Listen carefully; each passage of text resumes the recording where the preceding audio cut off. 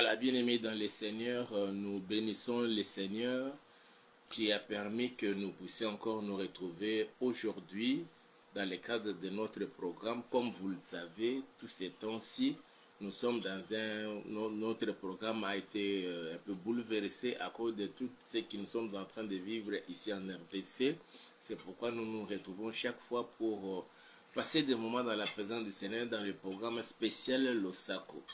Et le spécial Losako d'aujourd'hui, nous voulons encore, nous devions normalement revenir sur ce que nous étions en train de parler de la prière du 23 juin 2019.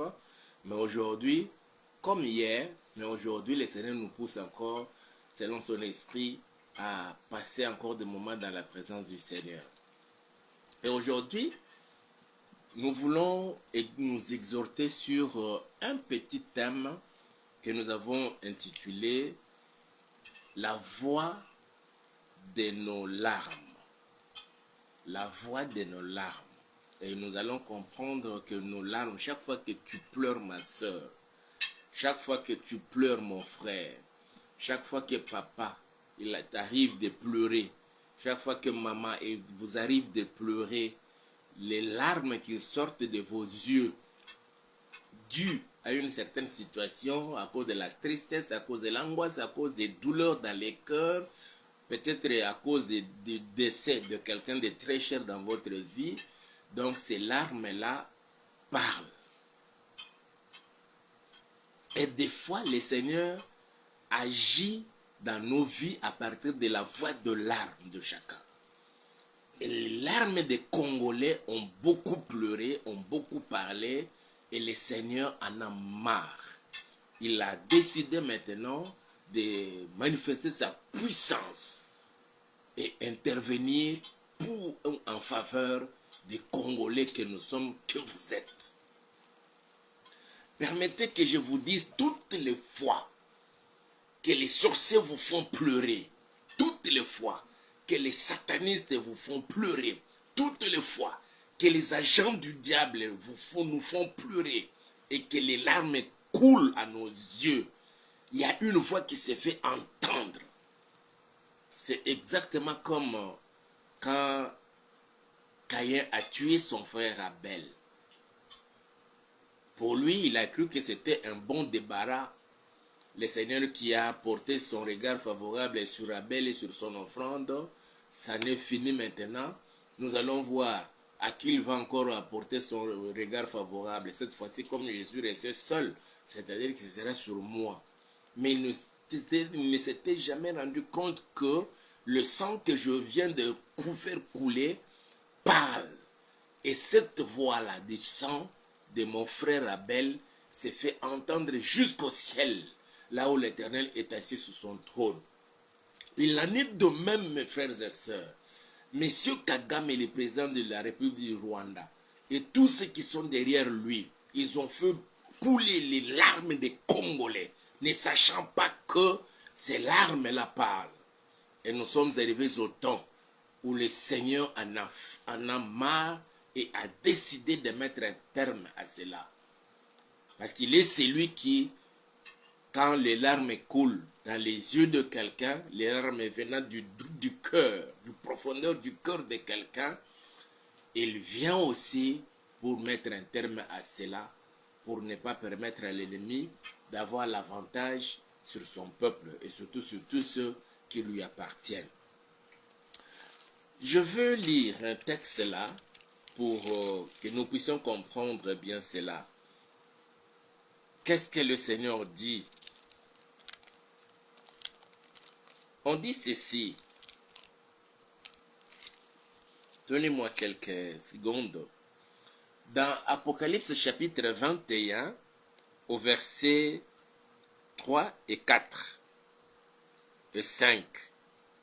Et j'ai entendu du trône une forte voix qui disait, « Voici le tabernacle de Dieu avec les hommes. Il habitera avec eux, et ils seront son peuple, et Dieu lui-même sera avec eux. Il essuiera toutes les larmes de leurs yeux, et la mort ne sera plus, et il n'y aura plus ni deuil, ni cri, ni douleur, car les premières choses ont disparu. Je décrète et je déclare dans votre vie, dans ta vie ma soeur, dans ta vie mon frère, dans votre maison, dans votre famille, que toutes ces mauvaises choses qui vous faisaient pleurer, qui vous faisaient manquer la paix, là où il n'y avait pas de joie, que ces choses-là disparaissent maintenant. Au nom puissant de Jésus. De la même manière que le Seigneur agit en faveur de la RDC, qui aurait cru qu'aujourd'hui, mes frères et sœurs, bien avant que je ne monte sur ces plateaux pour tourner cette émission, c'est comme cela que nous avons dit que nous allons commencer un peu en retard. Il a fallu dégrainer quelques informations ça et là pour comprendre ce qui s'était passé, parce qu'on savait qu'on devrait signer un accord, les principes de paix, là-bas aux États-Unis, entre notre puissante ministre des Affaires étrangères, entre elle et celui du Rwanda, en présence des autorités américaines, pour remettre désormais un terme à cette guerre qui a longtemps duré. Le Seigneur, quand le Seigneur se manifeste, il utilise toujours les hommes. Et je vous assure qu'au temps où nous sommes parvenus, le Seigneur se sert de l'actuel président des États-Unis pour mettre un terme à cette guerre en RDC et des fois aussi dans quelques coins du monde, en Ukraine comme ailleurs. Alors je parle de la guerre de la RDC. De la même façon que le Seigneur a décidé de mettre un terme à cette guerre, laissez-moi vous dire, ma soeur, mon frère, laissez-moi m'adresser à vous dans votre famille. Vous avez longtemps souffert, vous avez longtemps pleuré. Le Seigneur s'est décidé aussi de mettre un terme à cette situation. Parce que les larmes qui ont coulé dans vos yeux, venant des profondeurs de vos cœurs, ces larmes-là ont laissé entendre une voix. Et le Seigneur a décidé d'intervenir dans votre vie et dans la vie de chacun. Nous sommes dans Psaume chapitre 6, le passage que nous avons donné là. Psaume chapitre 6, le verset qui nous concerne, c'est le verset 9, mais nous allons quand même lire tous les chapitres. Ici, c'est le roi David. La Bible dit ceci. Psaume chapitre 6, nous commençons à partir du premier verset. Je peux sauter même le premier verset, je vais directement au verset 2. Éternel, ne me punis pas dans ta colère et ne me châtie pas dans ta fureur. Aie pitié de moi, Éternel, car je suis sans force. Guéris-moi, Éternel, car mes os sont tremblants. Mon âme est toute troublée. Et toi, Éternel, jusqu'à quand? Reviens, Éternel, délivre mon âme. Sauve-moi à cause de ta miséricorde. Car celui qui meurt n'a plus ton souvenir. Qui te luira dans les séjours des morts? Je m'épuise à force de gémir. Chaque nuit, ma couche est baignée de mes larmes. Mon lit est arrosé de mes pleurs. J'ai le visage usé par le chagrin. Tous ceux qui me persécutent les font vieillir. Éloignez-vous de moi, vous tous qui me faites le mal, car l'Éternel entend la voix de mes larmes. Ça, c'est David qui dit, car l'Éternel entend la voix de mes larmes. Le Seigneur a entendu la voix de tes larmes, ma soeur. Le Seigneur a entendu la voix de tes larmes, mon frère. Le Seigneur a entendu la voix de vos larmes, papa, maman. Je me souviens d'une sœur avec qui on a évolué dans une même équipe à l'église. Alors, lors d'un programme de jeûne et prière, elle était présente à ces programmes-là. Nous étions quelque part en train de prier et nous devions y prier pour elle. Nous sommes restés dans ces programmes-là de retraite pendant 3 jours. Et le 3e jour, à la dernière minute, on devait maintenant passer pendant un moment de remerciement et des actions de grâce. Chacun commençait à remercier le Seigneur de nous avoir donné la force de tenir pendant les 3 jours. Nous étions vraiment enfermés, on ne sortait même pas, on avait refusé de voir même la lumière du jour. On est resté là 3 jours, 3 nuits.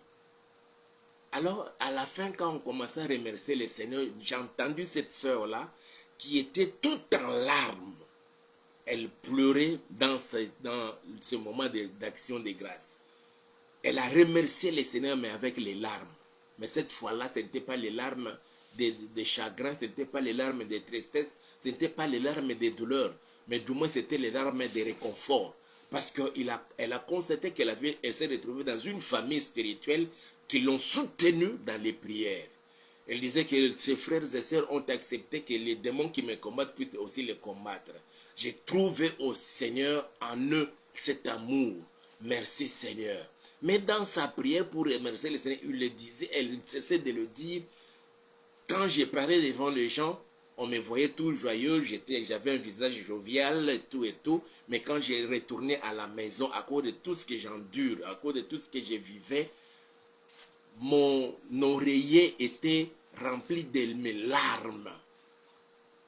Et j'ai compris, mes frères et sœurs, beaucoup de gens, chaque nuit, pendant que les autres dorment, beaucoup de gens ne font que pleurer. Mais permettez-moi de vous dire, vous qui êtes connectés à ces programmes, vos larmes là ont lâché une voix. Et l'Éternel en a entendu et a décidé de se manifester dans votre vie pour pas seulement mettre un terme à cela, mais pour essuyer les larmes de vos cœurs. Que la gloire soit rendue à jamais. Et c'est ce qu'il a décidé de faire aussi pour les Congolais. Mes frères et sœurs, hier, avant de monter au plateau, j'ai regardé une vidéo. Oh, j'ai eu très mal dans le cœur. Les larmes commençaient même à couler de mes yeux à cause de cette vidéo-là que j'ai vue sur le profil d'un frère, d'un bien-aimé que j'aime beaucoup. Dans son profil, il avait mis quelques vidéos comment les terroristes des Rwandais tuent nos frères à Goma, à Bukavu. On les ligote, on les fait dormir par terre, on prend toute une arme, on commence à les taper sur la tête, à casser les crânes. Les sang jaillissait. Et quand il écumait là, l'autre venait avec une fouet, un fouet plutôt, commençait à les flageller. Meurs, meurs. Les Congolais sur leur propre sol. Et à cause de toutes ces atrocités, mes frères et sœurs, le Seigneur qui entend la voix des larmes, il a entendu la voix des larmes des Congolais. Et il a décidé de mettre un terme à cette situation. Tout ce que l'on voit là, mes frères et sœurs, je peux me permettre de dire que nous vivons maintenant la fin de la guerre. Nous vivons la fin de la guerre. Jusqu'à ce que le dernier Rwandais quittera le sol congolais. Et celui qui va s'entêter, il va mourir sur le sol congolais. Nous allons récupérer tous nos territoires par la main puissante de celui qui entend la voix des larmes et qui essuie les larmes des cœurs des gens. Et c'est ce qu'il va faire. On vous a licencié du travail. On vous a chassé du mariage parce que autant d'années, vous n'avez pas donné l'enfant à votre mari, peut-être lui-même ou bien ceux de sa famille, ou dans votre entourage, on commence à se moquer de toi, ma soeur, et tu n'as plus supporté, d'ailleurs, dans votre foyer là, dans votre propre maison, vous ne faites que maigrir à cause des soucis. Il y a les larmes qui coulent. Peut-être les larmes ne coulent plus jamais de tes yeux, mais ça coule de ton cœur. Mais sachez-le, mes frères et sœurs, il y a quelqu'un qui entend la voix de larmes. Moi, je peux voir les larmes couler de vos yeux. Quelqu'un d'autre peut voir les larmes couler de vos yeux. Vous pouvez aussi voir les larmes couler de vos propres yeux ou des yeux de quelqu'un d'autre. Au-delà de cela, mais le Seigneur entend la voix de larmes. Et David en a compris cette vérité. C'est comme cela qu'il dit dans Psaume ici, le verset 9. Il dit, éloignez-vous de moi, vous tous qui faites le mal, car l'Éternel entend la voix de mes larmes. Tes larmes ont longtemps coulé. Il y a des années et des années. Il y a des ceux-là qui ont passé une enfance terrible, difficile. Vous avez des blessures intérieures jusqu'au jour d'aujourd'hui. Nous parlons en termes de blessures intérieures. Mais ce sont les larmes qui coulent. Mais ces larmes-là laissent entendre une voix. Il y a quelqu'un, une seule personne, qui peut entendre cette voix-là. Pas un pasteur, pas un prophète, pas un docteur, pas un évangéliste, pas un apôtre. Il n'y a que seul le Seigneur, l'Éternel des armées, qui entend la voix de vos larmes. Toutes les larmes coulées de vos yeux, laissez entendre une voix. Et de la voix, le Seigneur comprenait le message. Le Saint disait, Seigneur, je souffre. Je suis dans le mariage, je n'ai pas d'enfant. Regarde comment on est en train de se moquer de moi. Je suis tout le temps, Seigneur, dérangé. Il y a les autres qui font entendre la voix de leurs larmes, disant au Seigneur, j'ai fini les études, je ne travaille pas. Je n'ai plus de valeur même devant mes petits frères, mes petites sœurs, que j'ai commencé même à supporter les jours passés. Aujourd'hui, je n'ai plus de valeur devant eux, parce que je n'ai pas de travail, et à cause du manque de travail, je n'ai pas l'argent. Il y a certains, les larmes laissent entendre un message puissant. Les femmes me fuient parce que je suis impuissant sexuellement. Mes frères et sœurs, il n'y a qu'une seule personne qui décèle le message des larmes qui coulent. Quelqu'un peut venir vous consoler pendant que les larmes coulent. Il prend son mouchoir. Aujourd'hui, avec les mouchoirs à usage unique, les mouchoirs en papier, et vient vous essuyer. Et après vous avoir essuyé, il se retire, il commence même à se moquer de vous, à vous médire. Mais il n'y a qu'une seule personne. Pas seulement qu'il vient essuyer, mais il sait le message. Quand les larmes coulent de vos yeux, mais il sait que ça vient du profondeur du cœur, à cause des douleurs, à cause des souffrances, à cause de la blessure dans les cœurs. Il vient essuyer, comprenant le message, il vient répondre à ce message. Mes frères et sœurs, il y a un roi dans la Bible qui a laissé couler les larmes. Pour lui, il a refusé la mort. Dieu lui a envoyé son serviteur pour lui dire, allez dire à Ézéchias, il va mourir, qu'il mette de l'ordre dans sa maison. Le prophète est sorti du palais royal. Il était encore dans la cour. Mais Ézéchias a tourné son regard, son visage contre le mur de son palais royal. Il dit, Seigneur, souviens-toi, les larmes ont coulé au-delà des mots de sa bouche, mais le Seigneur a entendu plus la voix des larmes. Et c'est comme cela qu'il dira à son serviteur, dit, retourne, j'ai vu les larmes. Au-delà des voix, c'est-à-dire qu'il a entendu la voix des larmes d'Ézéchias. Que le Seigneur entende les voix de tes larmes, que tu laisses couler chaque jour à cause des souffrances. Vous avez des problèmes, vous êtes bourrés de problèmes, mes frères et sœurs, mais vous ne savez pas à qui vous confier. Mais il y a quelqu'un qui sait que vous avez trop de problèmes et vos cœurs pleurent à tout moment. Écoutez ce qu'il dit à Ézéchias. Ça c'est dans Psaume 6 là, c'est David qui dit, éloignez-vous de moi, vous tous qui faites le mal, car l'Éternel entend la voix de mes larmes. J'avais dit que nous allons lire tous ces passages, tous ces chapitres, et continue dit, l'Éternel exauce mes supplications, l'Éternel accueille ma prière. Tous mes ennemis sont confondus, saisis d'épouvante. Ils reculent, soudain couverts de honte.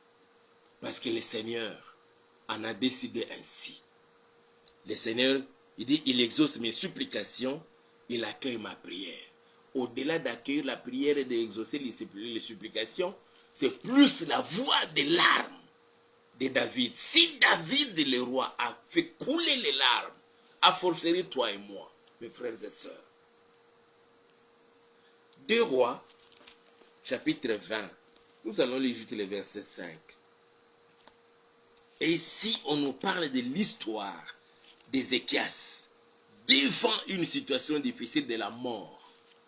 Oh, bien-aimés dans le Seigneur, que le Seigneur entende votre voix, la voix de vos larmes qui coulent chaque fois quand on met la main sur toi ou sur vous. Quelqu'un vous tape. Sérieusement, on vous prive de la nourriture. Que Dieu ait pitié de nous. 2 Rois chapitre 20. Je vais lire à partir du premier verset. C'est le verset 20 qui nous concerne. En ce temps-là, Ézéchias fut malade à la mort. Le prophète Ésaïe, fils d'Amoz, vint auprès de lui et lui dit, « Ainsi parle l'Éternel, donne tes ordres à ta maison, car tu vas mourir et tu ne vivras plus. » Ézéchias tourna son visage contre les murs et fit cette prière à l'Éternel. « Ô Éternel, souviens-toi que j'ai marché devant ta face avec fidélité et intégrité de cœur, et que j'ai fait ce qui est bien à tes yeux. » Et Ézéchias répandit d'abondantes larmes. Et Ézéchias répandit d'abondantes larmes. Le verset 4. Ésaïe, qui était sorti, n'était pas encore dans la cour du milieu, lorsque la parole de l'Éternel lui fut adressée en ces termes. Retourne et dis à Ézéchias, chef de mon peuple, ainsi parle l'Éternel, le Dieu de David, ton père. J'ai entendu ta prière, j'ai vu tes larmes. Voici, je te guérirai. Le troisième jour, tu monteras à la maison de l'Éternel. J'ai entendu ta prière, j'ai vu tes larmes. Que le Seigneur voie tes larmes qui ont coulé pendant longtemps.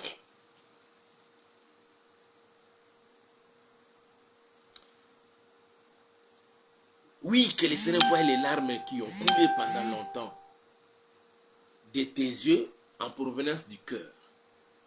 Qu'il voie tes larmes. La Bible dit que Ézéchias a fait couler d'abondantes larmes. Un roi, il a beaucoup pleuré. Pourquoi? À cause de la mort. Il ne voulait pas mourir. Pourquoi toi tu dois accepter de la mort? Pourquoi tu dois accepter la honte? Pourquoi tu dois accepter tout ça, mes frères et sœurs? Aujourd'hui, nous avons un président ici en RDC qui refuse cette honte que nous sommes en train de subir de la part du Rwanda, de ces pays, mes frères et sœurs, de ces pays salauds.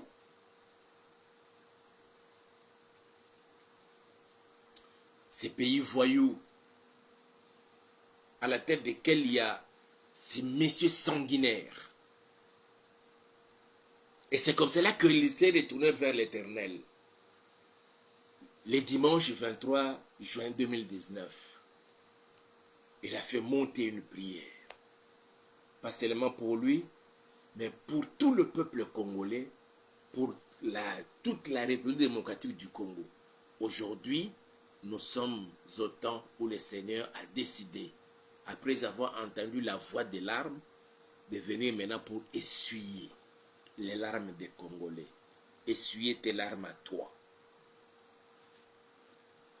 Nous allons prier le Seigneur. Oh papa, regarde ma soeur, regarde mon frère. Regarde cette dame, regarde cet homme, ces messieurs. Il y a de ceux-là, Seigneur, qui ont donné leur vie à toi. Ça fait 2 ans, ça fait 5 ans, ça fait 20 ans, ça fait 30 ans.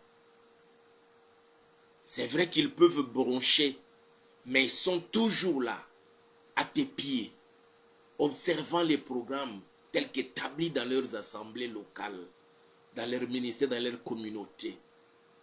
Il y a de ceux-là, Seigneur, qui payent régulièrement leurs dîmes. Et avec leurs moyens, ils donnent ce qu'ils peuvent donner comme offrande. Ils observent, Seigneur, des programmes de jeûne et de prières. D'autres encore font même des retraites, se retirent dans les périphéries de nos villes, Seigneur, pour demeurer dans ta présence. Mais leur situation demeure toujours. Les uns, Seigneur, sont dans le chômage. D'autres encore, ils travaillaient. Mais après un moment donné, ils ont été licenciés. Pour trouver encore un autre travail, ça devient tout un problème. Même certaines femmes, certaines filles, ceux qui veulent ou ceux qui sont à mesure, Seigneur, de les embaucher, cherchent à coucher avec elles. Mais à cause de ta crainte, ils refusent et leur cœur pleure. Ils font couler les larmes, Seigneur. Entends la voix de larmes de ton peuple. Entends la voix de larmes de ma soeur et de mon frère. Entends la voix de larmes, Seigneur, de cette famille qui s'est vautrée, Seigneur, dans la pauvreté la plus noire. Parce qu'il y a eu un monsieur dans la famille, ou il y a eu une dame qui avait contracté un pacte avec Satan et avait sacrifié les richesses de toute la famille.